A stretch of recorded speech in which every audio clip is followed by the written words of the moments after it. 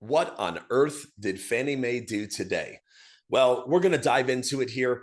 They have changed the fee structure known as a LLPA, loan level pricing adjustment. And to tell you this doesn't make sense is an understatement, but for a lot of very qualified buyers, in the next 30, 45 days, the fees are going to be going substantially higher on their conventional purchase. Let's dive into what's going on. And I want to show you guys kind of a breakdown I did of a chart on this. Before I even pull the chart up, I want to be very clear on one thing.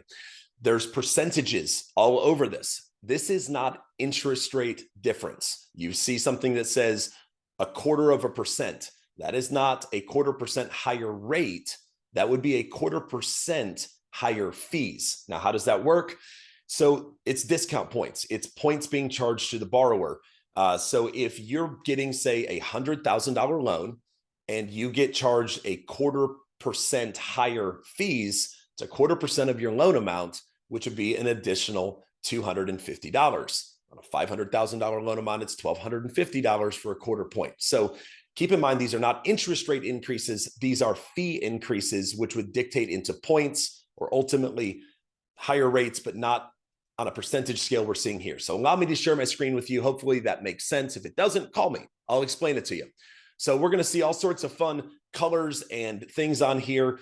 I will say right up front, red in this one is actually better. I know red typically means worse. And, for some reason, I couldn't get the color scheme to line up properly here, but red is actually a betterment.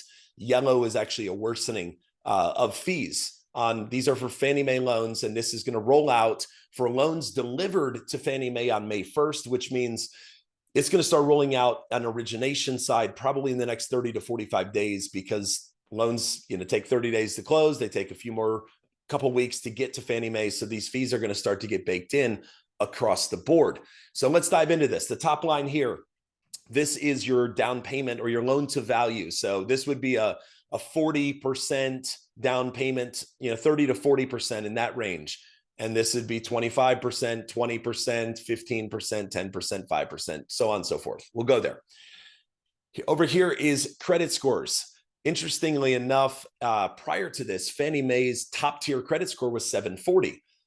They have now added 3 more brackets of scoring above a 740, which means if you're a 741, you're no longer considered top tier with Fannie Mae. Now they have a 740 to 759, a 760 to 779, that should say, and then a 780 plus. What this is looking like is if a buyer comes in with 20% down, this would be this category right here, at a 780 plus credit score, they are going to have 0.375 less fees. So 0.375% of their loan amount in less fees, which would ultimately equate to somewhere in the neighborhood of about an 8% better in rate. So a 780 credit score is going to get a little bit better. 760 to 780, very small move, very small amount of change there. But look at this category, a 720 to 739 credit score, putting 20% down, highly qualified buyer in this situation.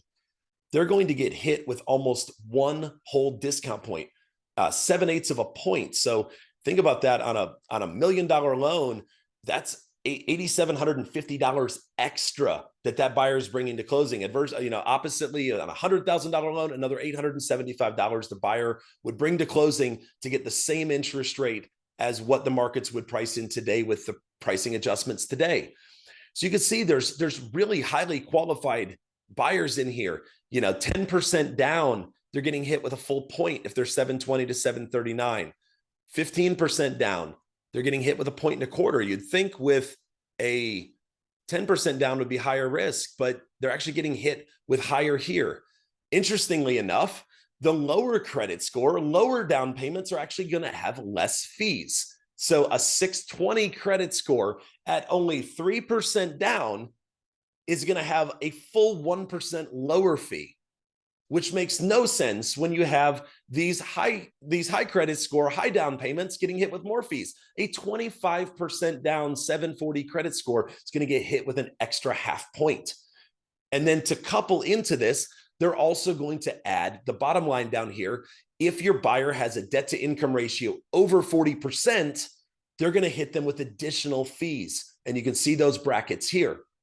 This one here is going to be highly problematic. And I'm going to stop my screen share and I'm going to explain why. Here's why that's going to be problematic.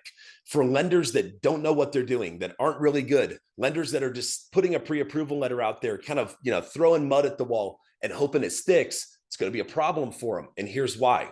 In this market we're in right now with high volatility, many times we're locking the interest rate right up front on these loans because of how volatile the market is. So if we lock an interest rate and the loan officer has done a poor job in calculating income, they've got the debt to income ratio at 34%. They lock it in, loan goes to underwriting, and underwriting recalculates that income because the loan officer messed it up. And now it goes over 40% debt to income ratio.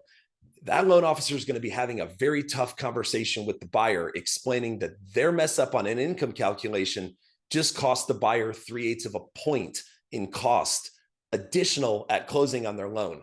And that's going to be a real problem. Who you work with in this industry is going to matter more and more every day. It's also going to matter more and more to work with lenders that have options, that can broker out to 10, 20 different options, where we have lenders competing with each other to earn our clients' business. For people that have high margins, that have high rates, this is going to hurt really, really bad. I'm thankful to be in a position where we're extremely sharp pricing right now, and we can take these things on. This is going to be universal, all lenders across the board for every Fannie Mae file, and expect this to roll out in the next probably 30 to 45 days.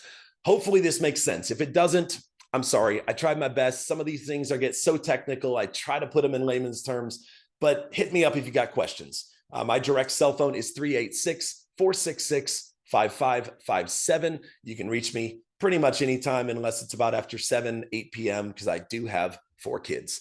I appreciate your time today. Take care and have a wonderful rest of your week.